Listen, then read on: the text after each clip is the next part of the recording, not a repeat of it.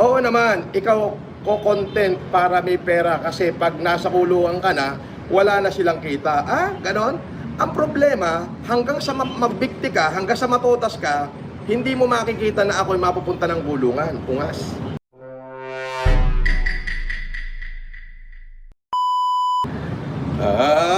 Yung mawaran, pwede. Oo, mawawaran pero available naman yun. Oo. Wow naman! Wow! Wow!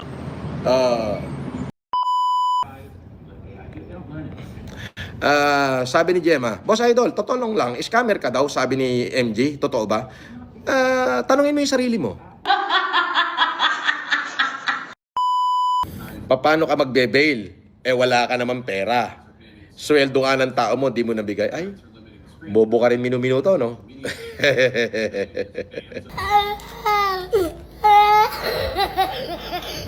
What?